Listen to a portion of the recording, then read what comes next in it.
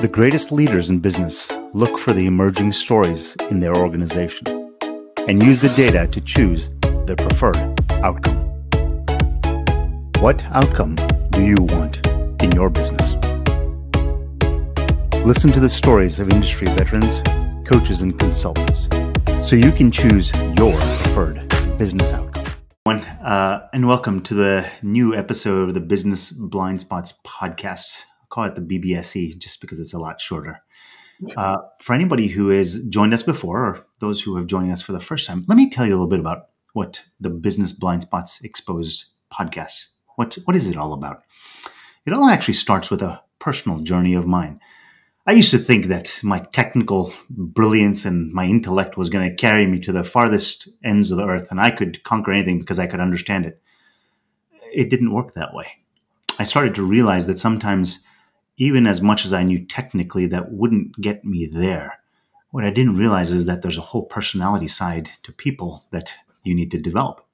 And I started to find as I became more and more of a leader that those blind spots for me that could be technical or personality-wise, those soft skills, were the ones that inhibited me from getting there. It was really all about my ego that stopped me. I started seeing those blind spots and looking for those blind spots, and things started to open up. And I fundamentally believe that the greatest leaders don't have all the answers. They ask all the right questions. So I bring on experts, subject matter leaders, people who have been there and done that, cried some of those tears themselves, to help us walk through what some of those blind spots are that maybe I've probably gone through and you might be going through yourself.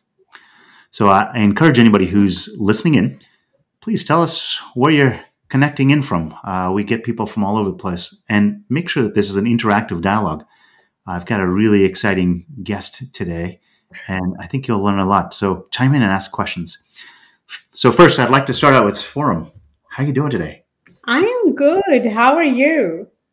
I'm doing good. I'm really excited about this just because of sort of the perspective and the view of the world that you've got. Me too.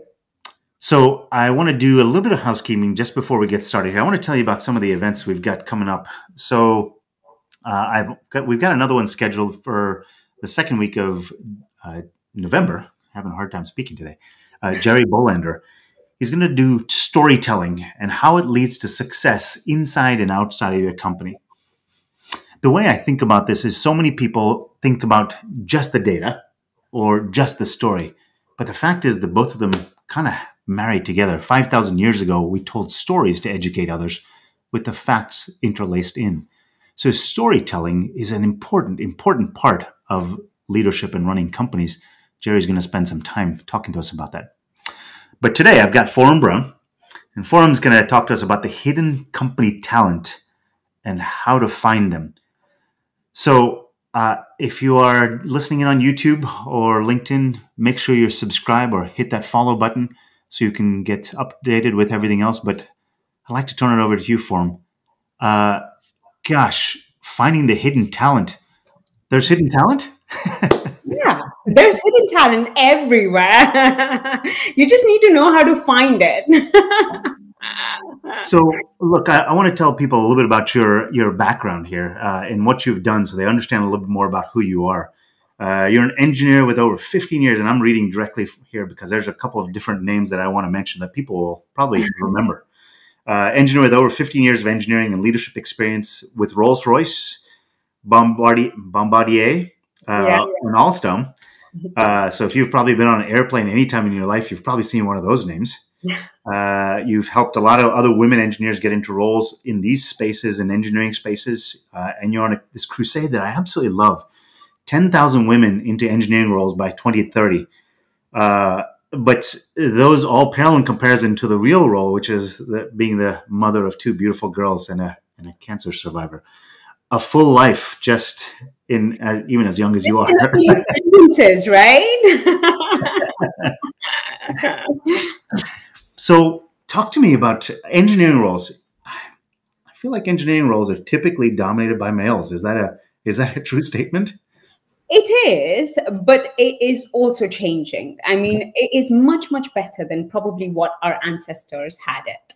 So, I always find that we kind of talk about it's a male dominated environment. Yes, it is, but we are in a better place than what we were decades ago.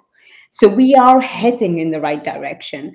And there are so many amazing leaders out there who are genuinely wanting to make a difference.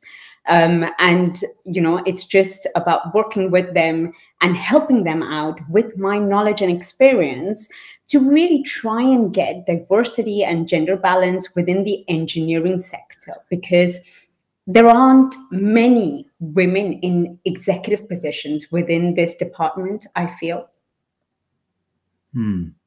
Now, what I like about this is not a topic that is just relegated to engineering, though. I mean, this is pretty much in any department, in any type of industry, right? Why do you think this has always been the case, that it has been a little bit more male dominated? Is there an easy answer there as to why it's been like that? I don't think there is an easy answer. I think, from me personally, what I find is, traditionally, engineering has always been tool based, or the perception is it's tool based, it's hands-on experience. And maybe that is something that shies others away from this particular sector, perhaps. Maybe since the generations, since we've started, the roles of female and male traditionally would have been, the male is the owner of the family and he goes out and works, and the female looks after the family. So maybe because of that element, there is a heavy dominance of male that's within the engineering side, coupled with the perception that it's hands-on work experience, perhaps, could be a reason why it is so heavily male-dominated. I don't think there's a simple answer to it. I think there are so many different reasons, so many different factors associated with it. But I know now, with the number of women doing STEM, number of women engineers, there's one thing I always tell everyone, that there are plenty of women out there doing engineering. So so we are heading in the right direction, but that's what I feel is probably why it's so male dominated. And again, I think this parlays or is analogous to many other industries. A number of years ago, the idea of having a woman in the military was, I mean, people kind of looked at you sideways when you said that. Women in lots of what I'll call trades and service type jobs, where there's a lot of physical labor, it was kind of, people looked at you sideways when you said that stuff. And those things are changing. So again, it's not just engineering. I think all these industries, I think there are changes. And I think we started with this idea of this hidden talent. It's because leadership is starting to see that there's talent that's sitting right underneath their noses. Is that a way to characterize it? Yeah, I think so. I think there are two elements to it. You've got talent out there who is within your industry, that it's a matter of you recognizing that talent. And at the same time, leaders are recognizing a lot of talent that is over there. Perhaps the talent not even knowing that they are talented enough to progress to the next level, because there is a lot of questions that come when you kind of want to progress from one step to another. So that's the two things coupled together. I think that there is a huge potential within organizations to really make use of all the people that they have got already, rather than, just hiring new people. I think that is also important, to bring in diversity of thought and the learning from other organizations. But there is a huge element that you've got out there already that you can just use and tap into, really. So I want to push you a little bit here on a topic, right?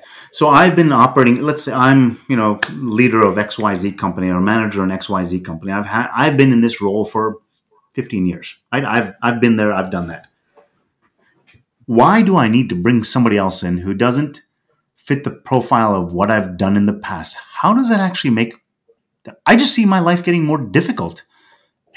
rather than easy. Is that not true? But that's where I find, I don't think people are going wrong is the right terminology, but that's where people are afraid of having a change. People don't like change because you're getting out of your comfort zone when there's change associated with it. It's always easy to do something that's easy. Yeah. And, we always come up with several reasons that convince ourselves what we're doing is the right thing because it's the easy option. And we've got enough justification in our head to say it's easy. So generally, what you find is comfort within where you are.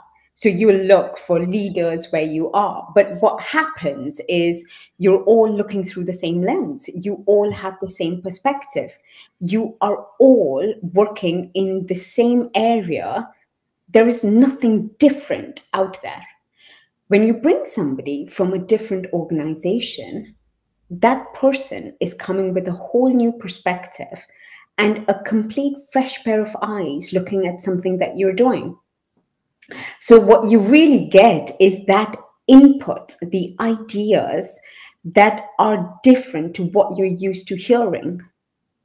It might not be what you want to hear, but that is exactly what you need. You need a change because only once you have that perspective, you can then put all of that on a table and figure out what's the best way forward. But with all of this, I also believe it's not just about getting somebody from outside. I think the fundamental thing is as a leadership being inclusive enough.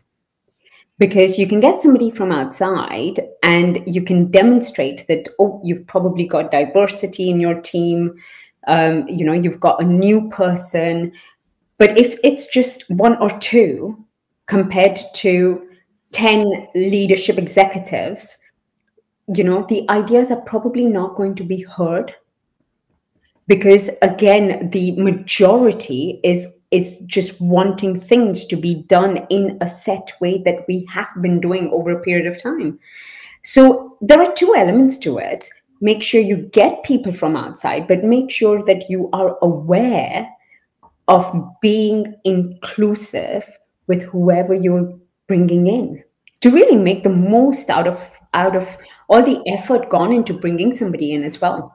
But for me, anybody from outside has a new perspective, especially if you look at the executive teams. That person would have had years of experience in a different organization or perhaps multiple different organizations. So every time you do something different, you're learning consciously, subconsciously. And the more learning you have, you're bringing into a different organization, the more different ideas you've got on the table. So for me, it's a no-brainer. So there's my poor children have to listen to some of my management principles that I make up when I'm sitting at the dinner table. My girls get some of that too. Hopefully one day they won't believe that I was suffering through it. I hope. One of the things that I tell them is, look, kids, I could be I say, hey, your dad could be the smartest person in the world, but if I'm standing in the valley, the man or woman who's standing at the top of the mountain knows it's raining before me. So it has nothing to do with how intelligent you are. It has everything to do with perspective. I don't know anything about the person standing at the top of the mountain. They're just yelling down, hey, it's about to rain. I can check my barometers, I can check thermometers, I can check all kinds of stuff, weather reports, but if that guy sees rain, she sees rain, it's going to rain, right? And I think that's part of what I'm hearing here is don't focus so much on who knows what is right, because what is right was applied to yesterday. But for tomorrow, you need the person standing on the top of the mountain. Does that resonate with you at all? Yeah, absolutely. But it's also about, bringing that new perspective, which is the new ideas, where, it doesn't have to be all the same type of people, which is exactly, what your example suggests. It's got to be that difference to say, well, you've got three people on the top saying it's about to rain. One might have some different creative ideas of a strategy of how to save everyone in the valley. The other might have complete different ideas, and that collectively then gives a very unique solution that actually could, save everyone in the valley, depending on the type of rain. Yeah, no, I like that. The other thing is that I have always found, as I said a little earlier, that the greatest leaders are not the ones who have all the answers, but they're the ones who ask the right questions. 100%. If you're continuing to ask the same questions, how, Albert Einstein said the idea of doing the exact same thing and expecting different results is the definition of insanity. Well, if you've been doing it for 15 years, I might say you might be making yourself less qualified for the role than anybody else. Because at some point in time, things do change. And I don't know what about you, but it seems like everything since the day I was born, things continue to change every day. Oh, 100%. I mean, look at children now, right?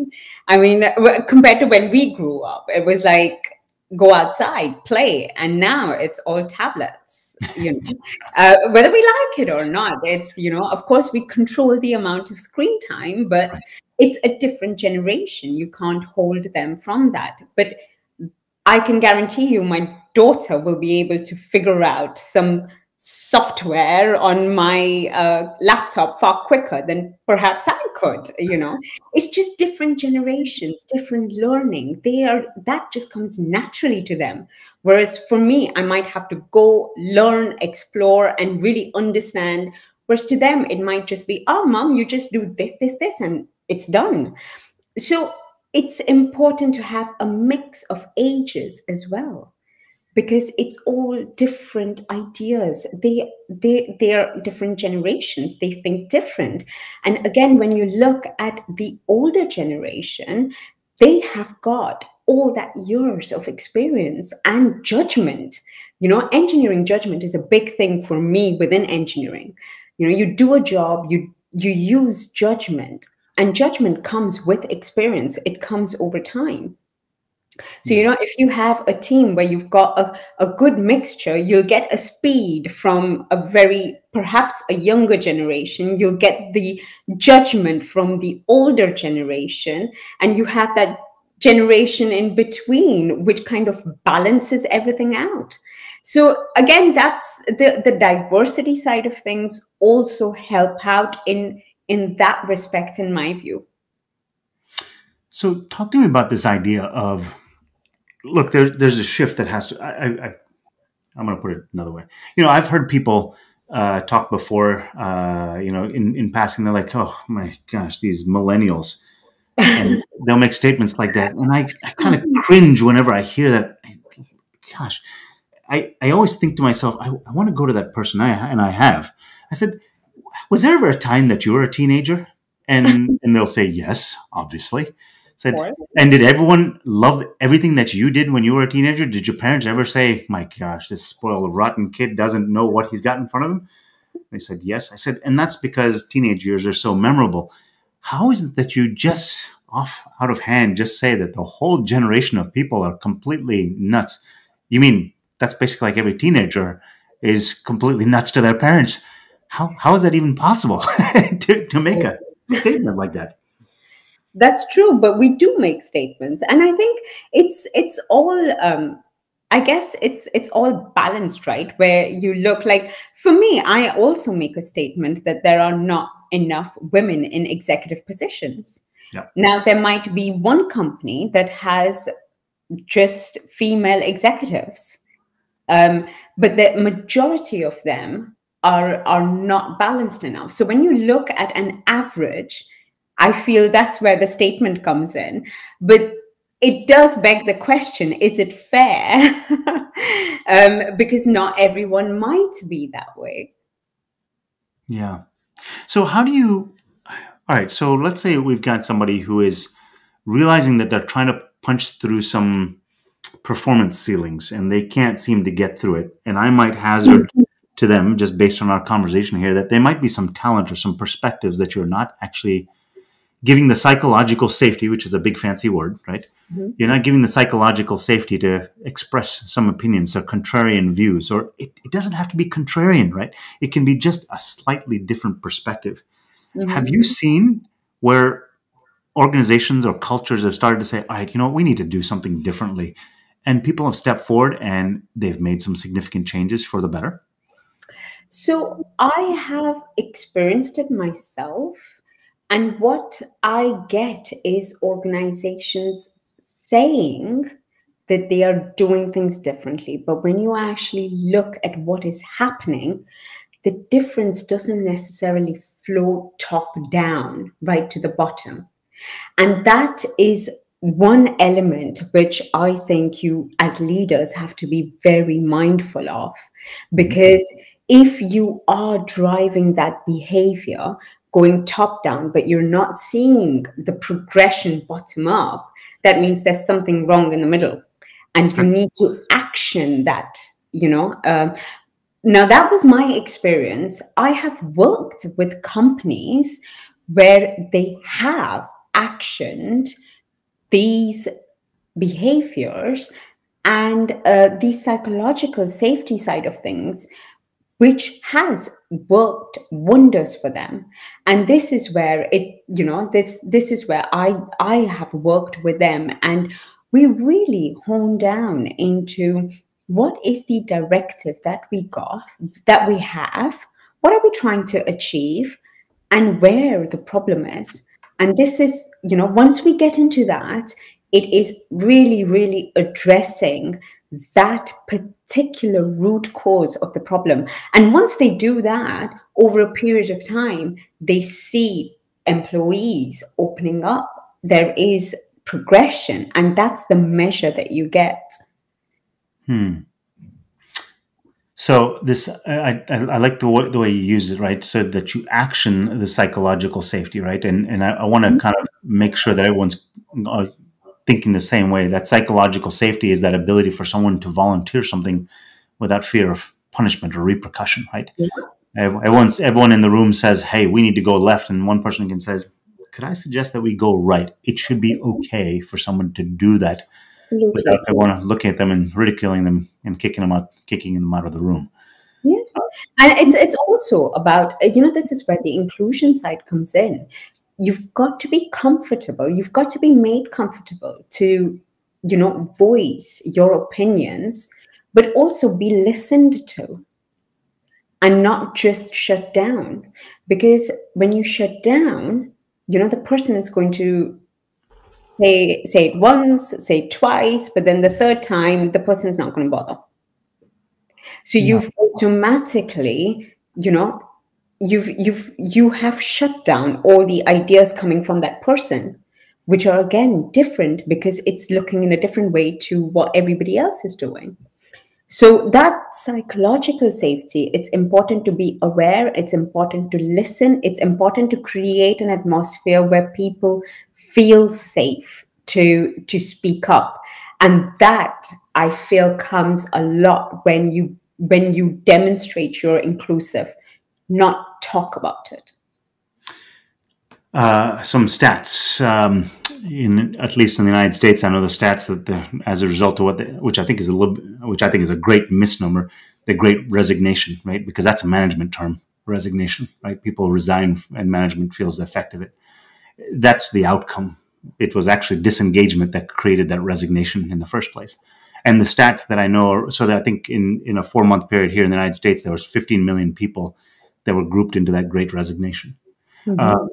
And there's another stat that it says 74% of all workers in the workplace are disengaged, at least here in the United States. Gosh, that's a massive number. So what I hear out of that is, gosh, if 74% of people are disengaged, that means, 7 out of 10 people that are in your office today don't feel like you give a flying kite about what they think. There's no psychological safety. They're not going to bother, and they're just waiting for that paycheck to come in the door. Is that a fair way to look at that? I think there's two ways. I also feel that it's very easy to kind of say from a leadership perspective, this is what is happening within your company. there's a certain element of employee responsibility as well. Sure. I think both of them, I always have this, you can't clap your hands with just one hand. You can't make a noise with one hand.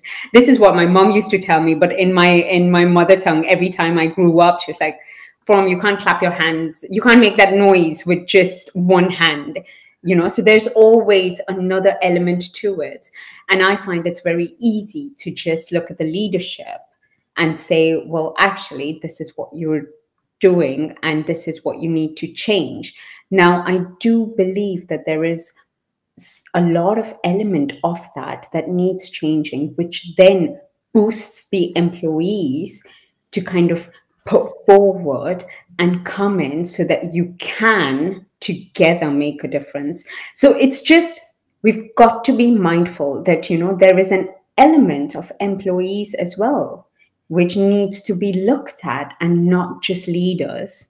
But 100%, if you have a company culture that doesn't allow people to grow, that is something that needs addressing.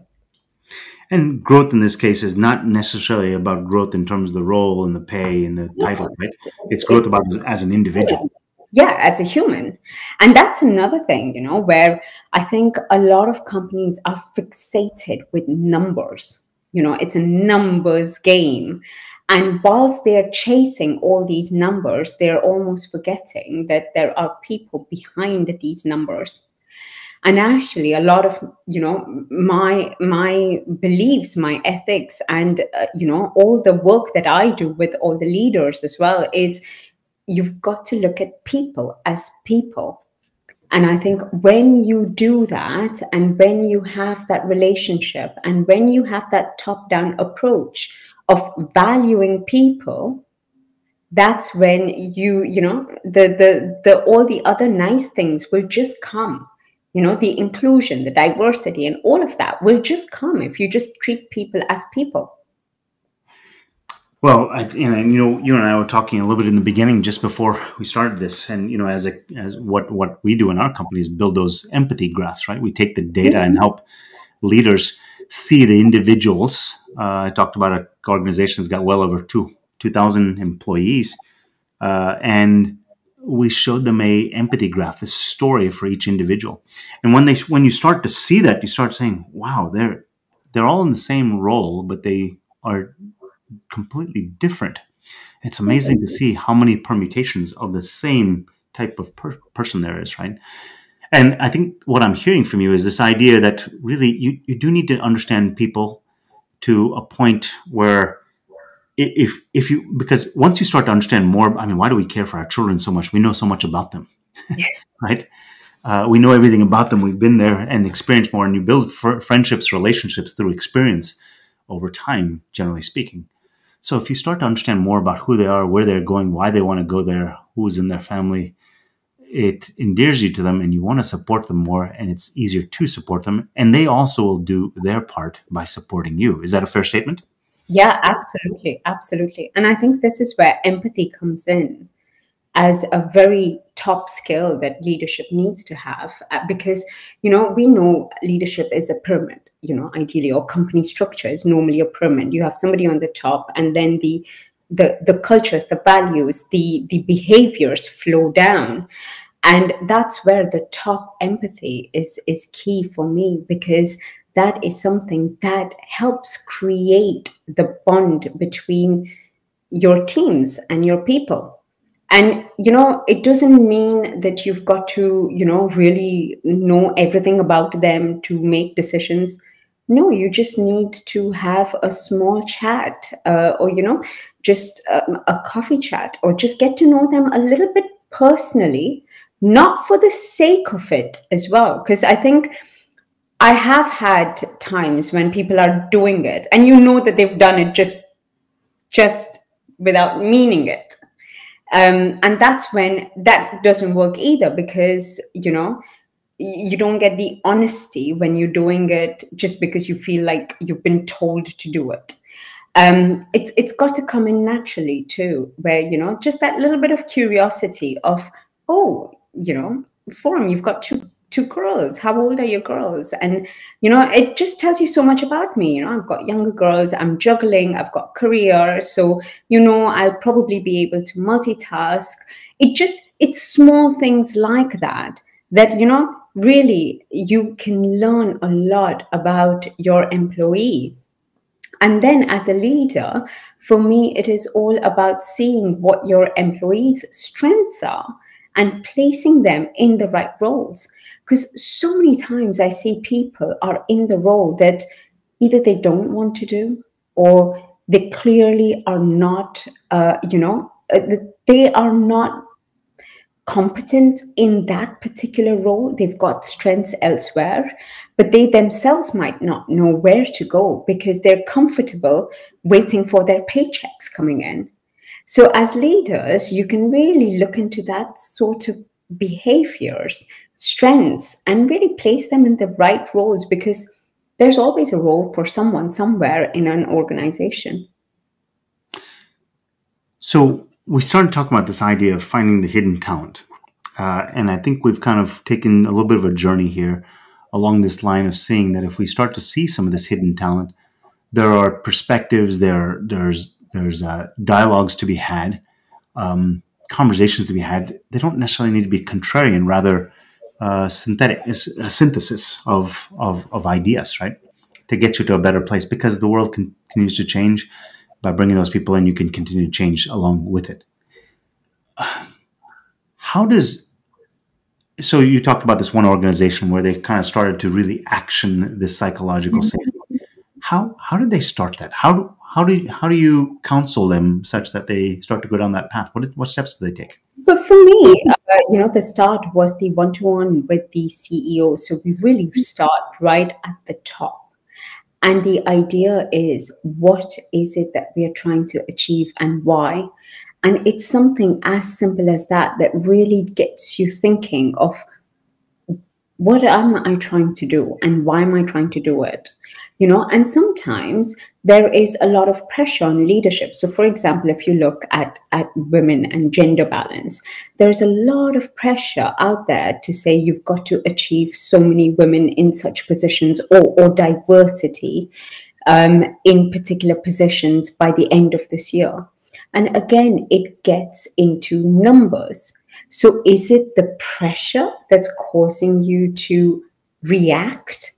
Or is it that you genuinely believe that diversity is going to help you with profitability? And once you kind of, narrow that, what is it and why, that really enables the next step of what needs to be done. That's when the first line comes in, to really understand what is happening and why we're doing certain things. And then once we've had that coaching with the top executives and leadership, then it's a top-down approach where the idea is it gets flowed down. But that, engineering, we love KPIs, but we generate KPIs for the right amount of things so that we actually see that we are seeing a progression. And this is not an overnight exercise, because it doesn't happen overnight. It is over a period of time that we work together, and you slowly start seeing the improvement. And, it's the simple things where, I know there was one element where we hired a female executive, and we paired up that female executive, and we had a little chain coming top down. And then what we did was, as we go down, there were multiple other women engineers within the teams, which was brilliant. But that had been paired with other male-female leaders. And then the growth, the action over a period of time was to see their progression. And that worked quite beautifully, because, they started to know one another. There were certain elements in the leadership. I know we'd kind of got together, and towards the end, it was like, yeah, I didn't realize that there were so many things she was dealing with. And actually just the gut reaction was to, help her out. But I know one of the things we said is, no, just do the opposite. She wants to be challenged, so challenge her. And actually that worked. So you see over a period of time, there's growth, and the leaders can see that. And that's how the whole culture shift happens. But it's not an overnight thing. So in a lot of the industries that I've been working in, especially in around a lot of the service industries, recruiting people and retaining people is a monster of a problem right now, right? Mm-hmm. There's a lot of people who are not necessarily aligned with what the role needs that apply for jobs because they're just looking for jobs. They're just looking for a change, right? Yeah. And the number of qualified people that you need to find for roles, sometimes it's just it's hard to find, right? You've got to kiss a lot of frogs before you find the prince, I guess, or whatever the saying is. Yeah. By the same token, on the inside, right, you've got retention issues, right? People who are leaving, gosh, and you spent, how much time and effort have you spent in trying to groom these people, and then they take off, and you're like, oh gosh, I've got to start back at zero again. By finding and allowing more of this safety for people within an organization, how does that change the recruiting and retention? Have you seen any results there? What, by psychological safety, you mean, Vinay? Yeah. 100%. Now, when people leave, that means that you have got a problem somewhere over there, especially if you've got a lot of people leaving. That means something's not right somewhere, whether it's the culture or the behaviors. That should be acted upon straight away. And a lot of the times, people spend their energy in replacing the person. But the energy is not spent in really, understanding what is the cause of that problem and actioning that problem. And that's where you have retention issues regardless. So over a period of time, you'll just keep having the issue because, the problem is still there. What you really need to do is action that element of it. And sorry, I've forgotten your question because I've kind of gone into the retention side of things. But I think it was just that, right? Is if you create that psychological safety, what is sort of that downstream effect on the recruiting and retention? And this is where, once you have that empathy, the psychological safety, you don't have that gap in between, or the problematic area in between, because that is just natural. The discussion being themselves is natural, and they are open to one another. And that's when you get that retention. But it's a lot easier to say psychological safety because, you can have psychological safety by somebody, sitting in a room and hearing the person out, but still doing what they wanted to do without any justification. So, yes, psychological safety is absolutely important, but it needs to be lived. It needs to be implemented, which for me is key, and that comes when you've got a mix of cultures, a mix of genders, because then it's just normal being in a room. You don't feel like, I'm going to stand out, because everybody is different. Everybody stands out in their own way. And then it's just a norm. Saying something opposite to what somebody is saying is just a norm. There's a saying that I have, and that is that everybody is a genius in their own right. Am I smart enough to see it? Yeah. And I think that's one of the things that I'm starting to hear in all of this, right? Is by bringing more diversity, more perspective, more people who are standing on the top of the various mountains that are the hills that you need to climb or be wary of as a leader. The more perspectives you have, the more likely that you're going to see it. Now, do you have so it's not an intelligence in terms of technical intelligence. Do you have the intelligence to see the people and the various perspectives that they have, and the richness and the holistic perspective that they bring together as part of that team? Because if they're constantly looking out for you, then you don't have to. It actually makes your life a lot easier. Is that a fair statement? Yeah, absolutely. And that's the whole idea behind it, that, this shouldn't be a novelty. Having a woman is not novelty. We want it to be the norm. Yeah. Um, one of the things that I think always comes up in around, hiring women versus men, and I think this is just one analogy of differences between types of people, of genders, cultures, backgrounds, religious, whatever the case may be, right? One that seems like that comes up, pregnancy, women being pregnant, right? Could change the profile of how they work for some period of time. And it's not the same as a man. How do you talk companies through that? What is a better perspective on that, as opposed to just saying, oh, they're leaving me? There's one company that I'm working with, and the whole, again, it's very similar. The biggest problem is, or not the problem, one of the things that they want to improve on is retaining women, particularly on the maternity side of things within engineering.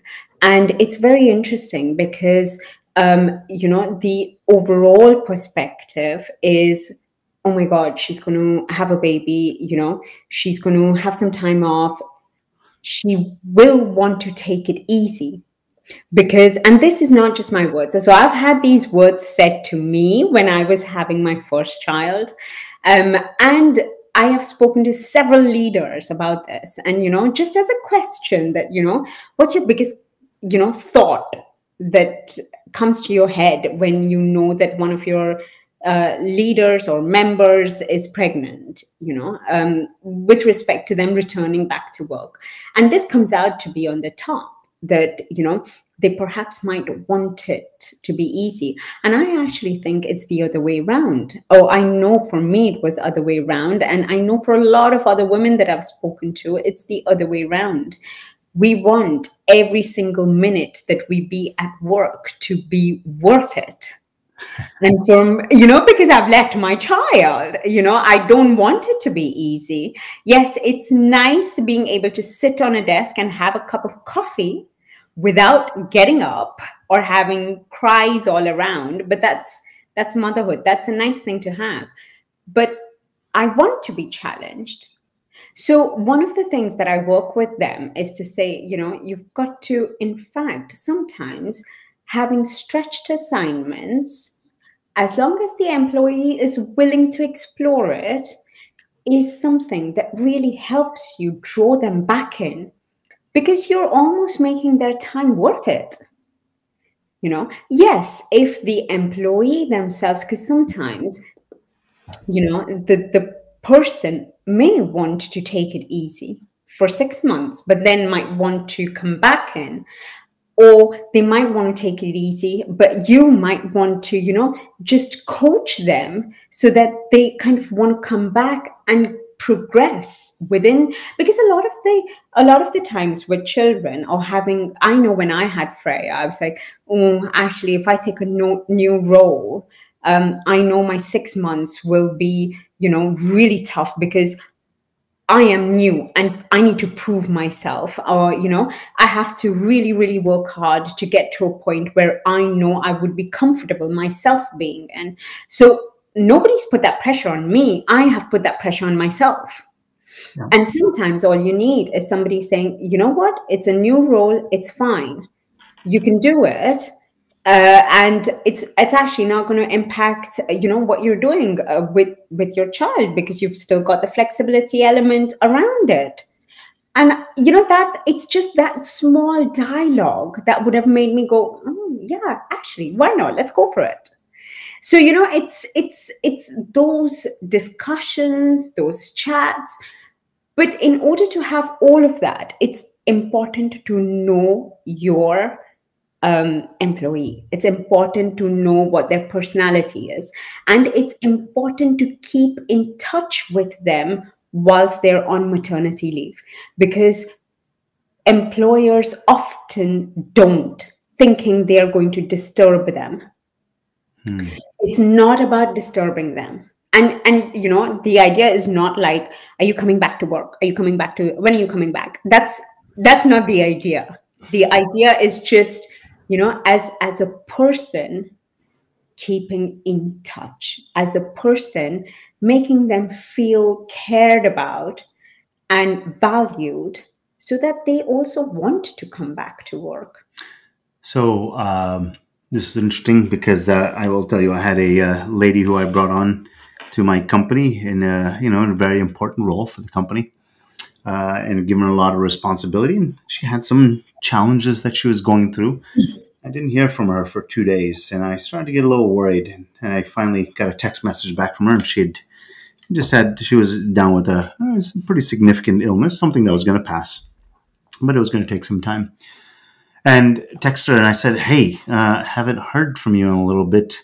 I don't know if it's okay for me to say this, but I can't wait to see you back. Are you okay? I need you." Right. And I almost felt like, I was like, oh my gosh, I'm leading myself down a terrible path here. And the response came back, just as soon as I hit the send button, came back, said, no, Vinay, I actually really appreciate this. Oh, and it's just the fact that you actually start to lean in with just a little bit of care. Exactly. I do care, right?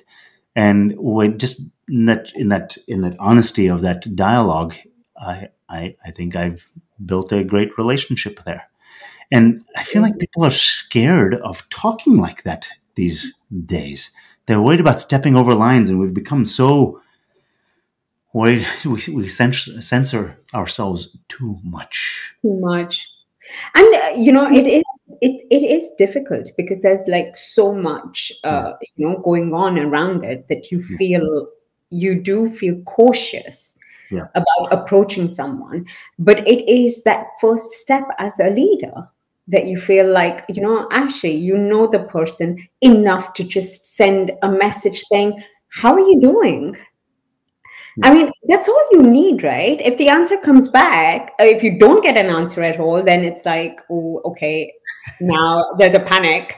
But sometimes if the time is not right, you will get a response saying, not a good time.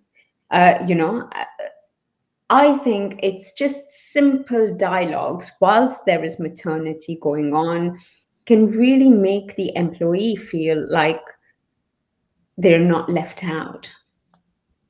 And it really also makes them want to come back, because having a child, leaving them in nursery is psychologically very hard, especially as a first parent. By the time you have a second one, unfair on the second child, but you're used to it. Yeah, big deal. They'll be fine. Exactly. They'll be fine. They're robust enough. Poor second kids. But it's very hard. So it's small elements like this that, I know that if, having those touches could make a lot of difference with retention. Yeah, I actually also have there's another lady in my organization who happens to who's pregnant. She ended up telling me just a few weeks ago, and when she told me, I said, congratulations, that's really very exciting. I can't have got a short list of names, asking some small questions like that. And then I waited about a week, and then I said, so there's going to be a time where you're going to need a little more flexibility in your schedule. Why don't we start to figure out some longer term projects so that you've got a lot more flex in terms of when you have to deliver things. But don't think you're going for too long, because I'm not interested in finding any replacements for you. So I expect you back. Is that a fair expectation on my part? And she says, no, don't worry, I'm coming back. I was like, okay, well, I'm counting on you now, right? And it seemed like the conversation or the relationship actually went to a higher level of trust as opposed to going down. Because I said, hey, look, I rely on you and actually have tremendous value for what you do for me. Please don't leave. It's just, it's this genuine empathy and really looking after the person that helps create that relationship where even the employee feels like, no, I want to go back, or, look, and often, Vinay, you'll find that you don't have to come up with a plan. Yeah. If you have that relationship, they will tell you what is it that they need and what is it that they would be willing to stretch to. Yeah. And that also really helps out quite a lot. But it's all about relationships. So we use that as sort of the analogy for, I think, lots of different stories for different individuals, right? So we talked about women and going through the whole pregnancy process and post pregnancy, right? Because I think that one most people are familiar with that, right? Mm-hmm. Or they've been part of that process at some point in their life. But other things, right? There's things where, I mean, we've had this huge thing called COVID that has, changed a lot of the way the world works, right? Absolutely. Being able to go to someone, I showed one of these graphs, these empathy graphs to one of my customers, and they said that something was happening with one of their employees. Why was the performance falling? I said, let's not jump to the conclusion that they're doing things bad. Can we pause for a moment and just ask a question? Just simply asking, what's happening?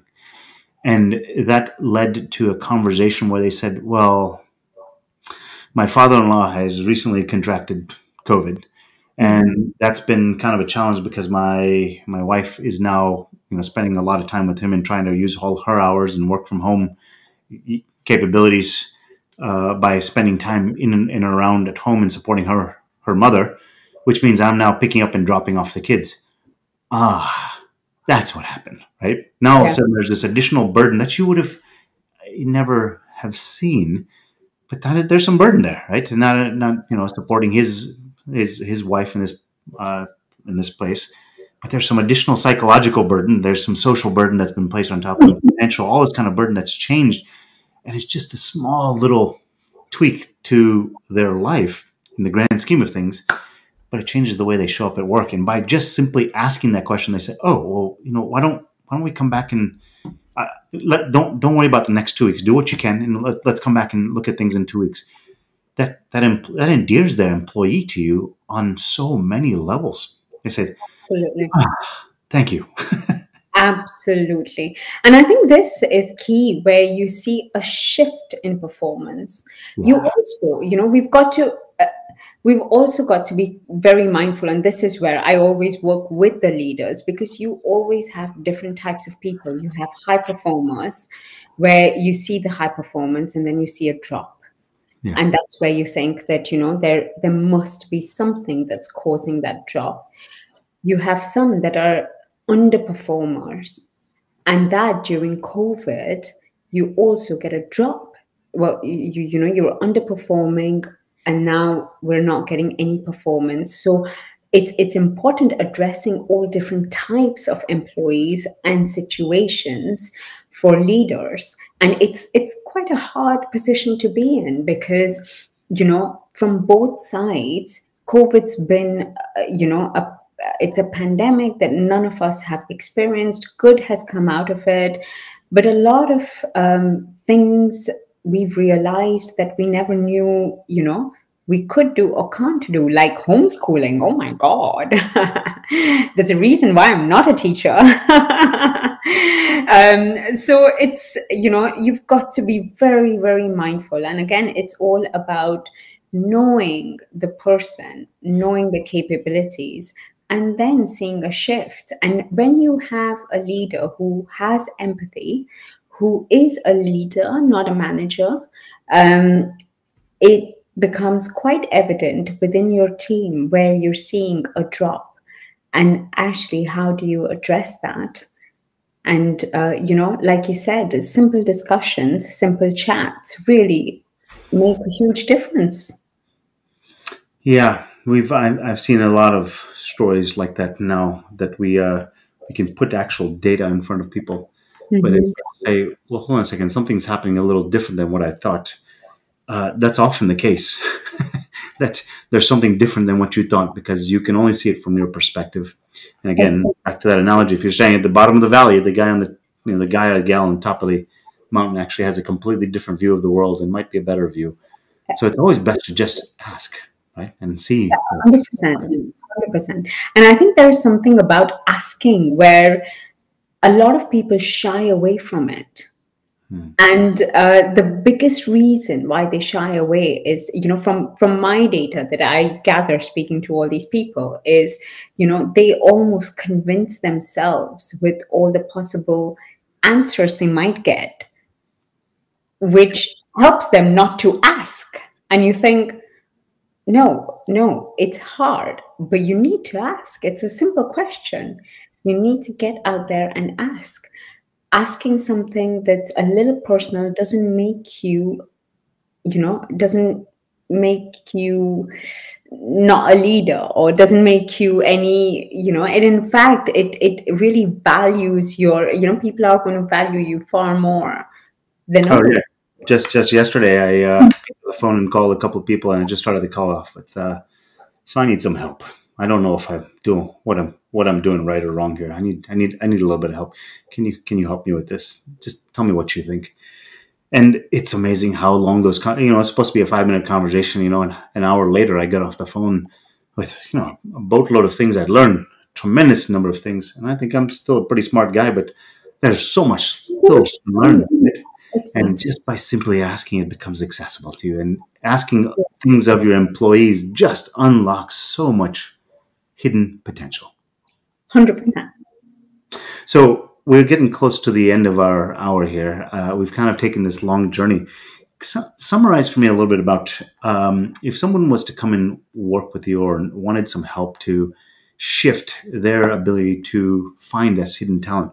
What are 2 or 3 things that you would help them with, and how should they engage with you?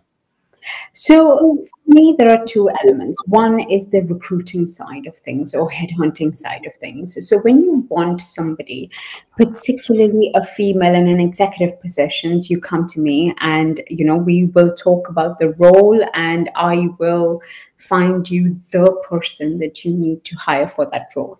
The other element is when you have issues like retention issues, for example, maternity return from engineering, or you just want to be more diverse and inclusive, but at the leadership level, that's when you come to me and we will, talk about the coaching programs that are there. But it's very dependent on the company, the size of organization to really, get deep into and really know what needs to be done and how we're going to do it. That's something that we would work out once we kind of get into those discussions. So I heard recruiting, finding the execs that can move your organization forward, and retention. That's where they can kind of step into the leadership programs that you have that'll kind of help them action that psychological safety. Mm-hmm. Is that the right way to think about it? Yeah. Well, this has been interesting. I always love talking to people because I always start to up-level my perspective. I have many, many more miles to go up the mountain before I get to the top.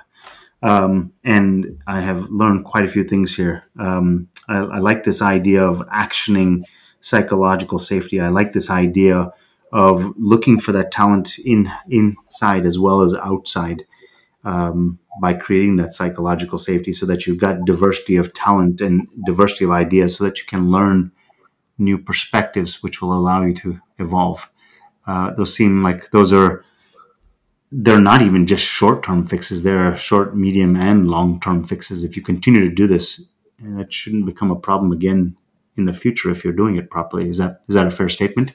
100%. I think future then is a norm. We shouldn't be here talking about diversity and gender balance. Yeah, I agree. It's a shame that people don't realize that they've got superheroes working for them and they haven't even allowed them to take off their cape and show their cape. Absolutely. Right? And sometimes it just needs that little bit of a nudge, giving them some stretched assignments to really kind of bring them out and let them fly. Well, for all those who are listening in today, stumbling on words there, listening in today or might listen in on the future, I'd love to hear what you got out of this, and put your thoughts in the comments. I would love to forward them to Foram if she's got some ideas or thoughts for you.